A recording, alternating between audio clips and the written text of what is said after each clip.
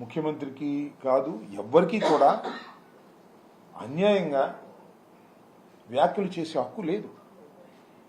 నేను చాలా సందర్భాల్లో చెబుతాను. ఇవాళ సుప్రీంకోర్టు విచారణలో ఇవాళ ఈ వివాదం విచారణలో ఉంది కాబట్టి దాన్ని ఎక్కువగా నేను మాట్లాడకూడదని అనుకున్నా. మీరు అడిగారు కాబట్టి పురంధరేశ్వరి గారు ఆ కామెంట్ చేశారు, ముఖ్యమంత్రి గారికి హక్కు ఉందని. నో,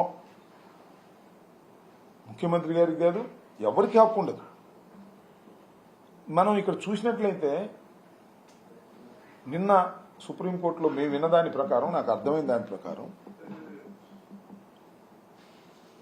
రిజెక్ట్ చేయబడినటువంటి నెయ్యి ఏదైతే కల్తీ అని మీకు రిపోర్ట్ వచ్చిందో ఆ రిపోర్ట్ కూడా సెకండ్ ఒపీనియన్ లేదని,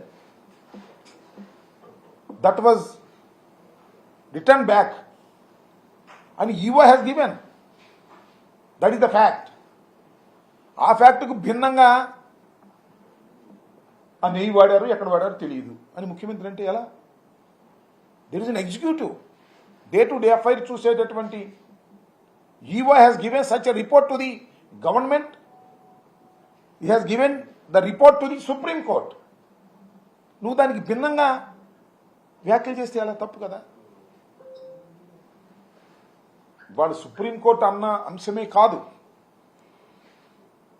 చాలా మంది ఏమన్నారు, భగవంతుని రాజకీయాల్లోకి లాగమాకవయ్యా బాబు, జగన్మోహన్ రెడ్డి మీద నీకు కక్ష ఉంటే ఉండొచ్చు, వైఎస్ఆర్ కాంగ్రెస్ పార్టీ మీద నీకు కార్పణ్యం ఉంటే ఉండొచ్చు, దేవుణ్ణి అడ్డం పెట్టుకొని ఇది చేయి మాకమని ఎంతమంది చెప్పారు? సరే, ఎలా ఉంటుందంటే చాలా సింపుల్ ఇష్యూ. నిజానికి నెయ్యి వెళ్ళింది వారి టైంలోనే, మా టైంలో కాదుగా. కాకపోతే మా టైంలో టెండర్స్ పిలిచారని చెప్తున్నారు. That is a fact. Tenders finalise అయింది కూడా ఎప్పుడు? ఎలక్షన్ సమయంలో. ఆ టెండర్లో ఫైనలైజ్ అయినటువంటి వ్యక్తి సప్లై చేసింది ఎప్పుడు? చంద్రబాబు నాయుడు గారు ముఖ్యమంత్రి అయిన తర్వాత. రిజెక్ట్ చేసినటువంటి నెయ్యిలో కొవ్వు ఉంది అని అంటారు. అది కూడా ఎంతవరకు నిజమో తెలియదు. దానికి డిస్క్లైమర్స్ చాలా ఉన్నాయి. అరే, కొవ్వు వాడేశారండి, లడ్డూలో జంతువులు కొవ్వు వాడేశారని ఒక ముఖ్యమంత్రి అంటే ఏం చెప్పాలి? Which is not correct. అది ఫ్యాక్ట్ కాందాన్ని అంటే ఏం చెప్పాలి? ఆయనకి హక్కు ఉంటుందా? ఎట్లా ఉంటుంది? నేను అడుగుతా ఉన్నా. అసత్యాన్ని మాట్లాడే హక్కు ఎవరికి ఉంటుంది సమాజం గురించి? చంద్రబాబుకి ఉండదు, ఎవరికి ఉండదు. అడ్మినిస్ట్రేషన్లో ఒక అసత్యాన్ని చెప్తే ఎలాగా? సత్యం చెప్పు, రుజువు చూపించు. ఇవాళ అదే కదా సుప్రీంకోర్టు వారు అడుగుతుంది. సరే, ఏం జరిగింది ఏంటి ఫైనల్గా? That is a different matter. ఇన్నాళ్ళ నుంచి ఈ సింపుల్ ఇష్యూ మీద ఈనాడు రాసి, ఆంధ్రజ్యోతి రాసి, TV5 చెప్పి, ABN చెప్పి, ఈటీవీ చెప్పి, ఎన్ని చెప్పేటప్పుడు ఏదో ఉందేమో అని అందరూ అనుకున్నారు. చివరి చూస్తే ఏమి లేదు, వాడని నెయ్యి సర్టిఫికెట్ కాలేదు, కల్తీ ఉందని వచ్చింది, అది వాడలేదు. ఇంకేముంది? ఇష్యూ ఏముంది అసలు? ఆ డిప్యూటీ సీఎం గారేమో ఏది అయోధ్య రామ మందిర నిర్మాణం అయిన తర్వాత ప్రారంభోత్సవానికి పంపించినటువంటి 1,00,000 లడ్డూల్లో కూడా కొవ్వుందంటాడు. ఏం చెప్పాలా? రాజకీయ దుమారం లేవడం ధర్మం కాదు.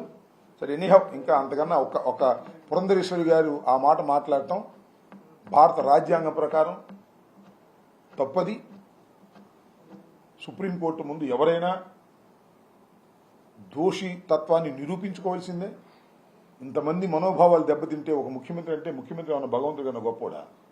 ఇంతమంది భక్తుల యొక్క మనోభావాలను దెబ్బతినే విధంగా దుర్మార్గంగా, అన్యాయంగా, అక్రమంగా మాట్లాడితే ఏం చెప్పాలి? సో దాన్ని నేను తీవ్రంగా ఖండిస్తున్నాను. ఎవరు తప్పు పట్టండి.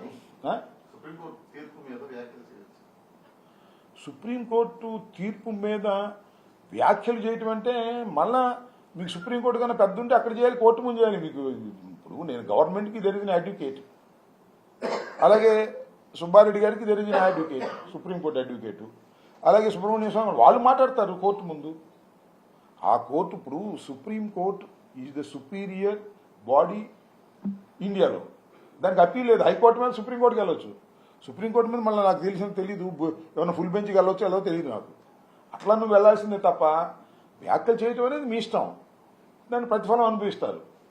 కానీ అమలు కావాల్సిందే కదా. సుప్రీంకోర్టు జడ్జిమెంట్ ఒకసారి ఇస్తే, ఆర్డర్ ఇస్తే, we have to obey that. Though is the chief minister, though is the prime minister, అంతే కదా. అంటే సుప్రీంకోర్టు, హైకోర్టు ఇవి కూడా లేకపోతే మమ్మల్ని ఎన్ని ఆడుకునేవాళ్ళు వీళ్ళు అధికారంతో. సుప్రీంకోర్టు చేసినటువంటి వ్యాఖ్యలు చాలా సమర్థనీయమైనవి, లాజిక్ నిలబడి, దాన్ని కూడా మేము తప్పుపడతాం, మేము దేన్నైనా వ్యతిరేకిస్తాం, సుప్రీంకోర్టు చెప్పినా కూడా మేము వినం, దానిలో కొవ్వు కలిసినట్టే అని మీరంటే ఏం చెప్పాలి?